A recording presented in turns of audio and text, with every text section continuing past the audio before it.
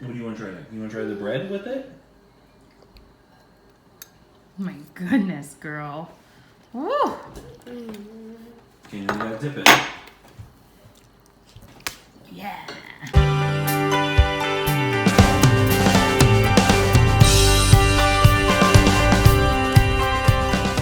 So I am not the cook of the family. You do not want me testing out an Instant Pot.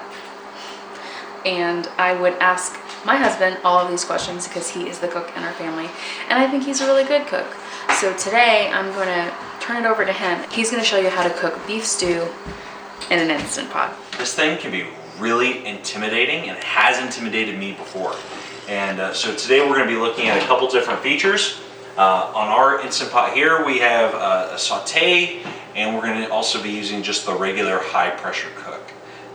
If you have some other kind of multi-use pressure cooker, as long as it has a saute feature, you can do everything that we're doing today. And if you have just a regular old pressure cooker, you're gonna have to do some of the steps in a skillet. All right, the first thing I wanna do is get my beef seared. Now, when you cook in the Instant Pot, when you do a high pressure cook, you're gonna set for how long you want it to cook, and then you have to wait for it to reach high pressure, and then it starts counting. First, we're gonna just do the saute. I'm gonna press saute, and it's gonna start going. I'm gonna grab myself some butter. So if you just heard the beeping, that means that it is now heated up. And the saute feature is gonna make this bottom part really hot, which is what we're gonna use to sear the beef before we actually cut it up into cubes. All right? And now I'm just gonna layer it right in. Oh, no, too big. I cut it in half. There we go.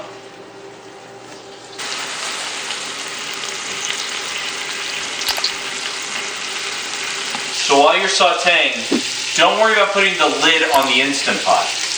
The lid's for the pressure cooking. And so here, we're just focusing all the heat at the bottom to get a sear going on the beef.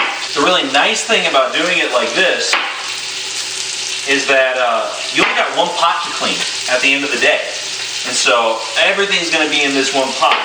And the really nice thing about doing it in one pot here versus say doing it in a skillet and then moving to an Instant Pot or something else is that all that flavor from the sear is going to be in there once we deglaze or get the crust, the crusty stuff off the bottom. Yeah, you see how there's a little crust on that? We're going to pull it out, give it a moment to rest.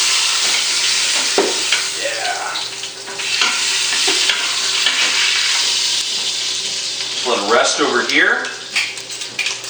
And we're going to turn the Instant Pot off. Okay. Now that it's off, we're going to deglaze the pan. To do that, we're just going to grab this wooden spatula, pour a little there. In this case, it's going to be my beer. And just scrape. Watch out. The steam is hot. I want to make sure that it's deglazed. I've scraped everything off the bottom as best I can. There we go. That came from browning the meat.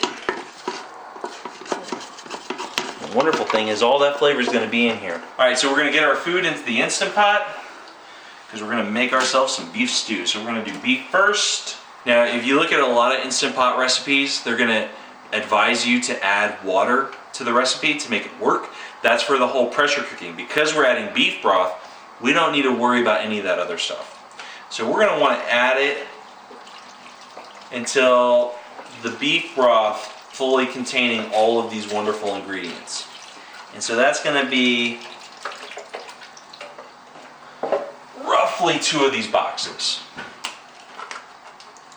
Again, you want to make sure that no matter how many size portions you're using, you're not going to go above the max in the Instant Pot. It's clearly labeled right there for you.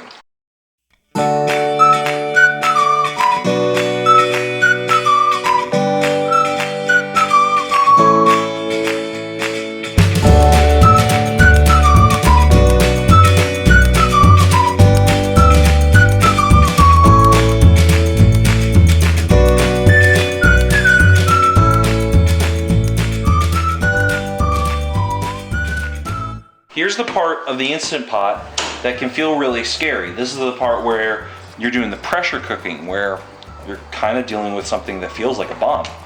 So here you have the vent, all right? And you want to make sure it's not on venting, it's on sealing, okay? If it's on venting, you're gonna start cooking and it won't work at all because it's gonna let all the pressure out.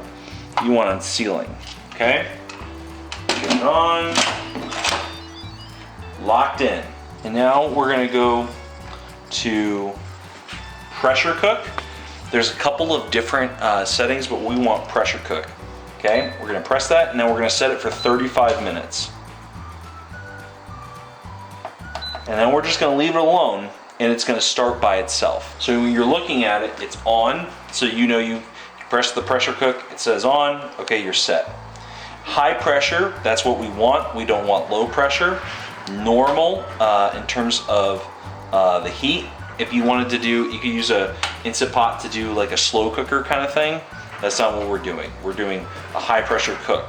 Now we set it for 35 minutes and you can make the mistake and set a timer for 35 minutes somewhere else, right? And then your timer goes off and you come back and you're like, what's going on? And you turn it off and the food's not done. I've done that before. What's happening is when it's on the on position, it's building up pressure. And once the maximum pressure is reached, you'll see it over here, this thing will pop. This little red thing will pop once the pressure is reached, and that's when the timer will start. And so we just leave it alone. I'm anticipating it's gonna take roughly 20 minutes to come to pressure, but it might take more because we really filled this pot up with a lot of stuff. So the time just went off.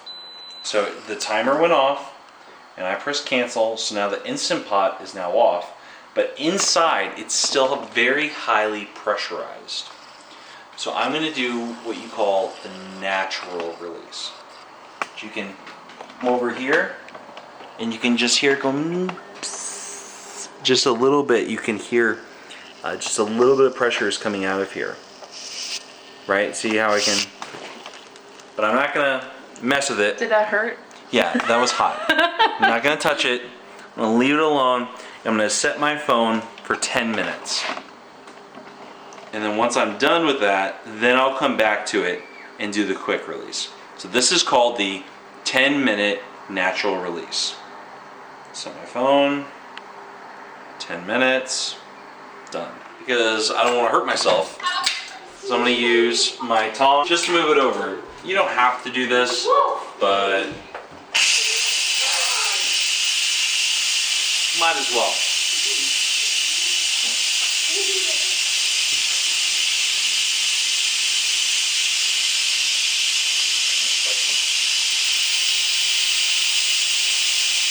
The natural release was the 10 minutes I waited to allow some of the pressure to kind of already come out, to already dissipate. This is called the quick release.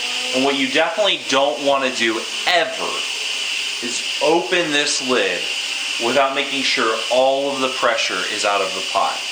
Because all that pressure that you saw flying out, if I were to open up the lid, would be terrible. It'd be crazy. You could really hurt yourself, and people have gotten really hurt because they weren't careful. And that's where the intimidation factor comes in, is being afraid of really hurting yourself. So you have this little red piece here. This red piece, when there's pressure in the pot, rises up. And if you were to touch it while there was a ton of pressure in here, you wouldn't even be able to push it down. And you can see that there's not as much pressure left in the pot.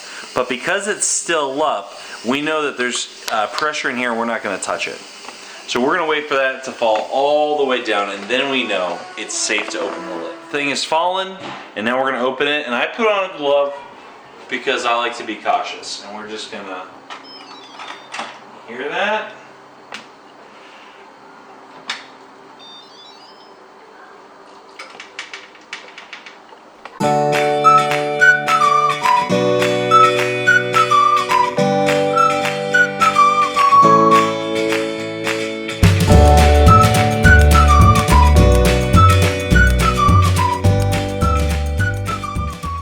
So this was how to use an Instant Pot, especially if it's your first time.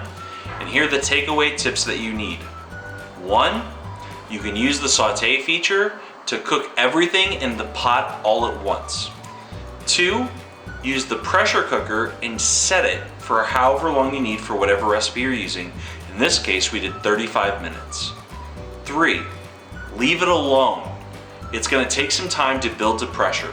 For how much we had in here, which was nearly full, it took about 28 minutes to come to pressure. And 4, you could do a natural release, which is where you don't do anything after it's over, you just press cancel, and the pressure naturally releases. And then you can go to quick release to get rid of the rest of the pressure, which is where you switch the valve steaming to venting.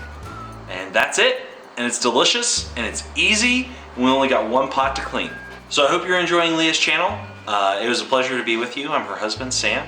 And don't forget to subscribe below. I'll be happy to answer any questions you have in the comments. See you guys next time.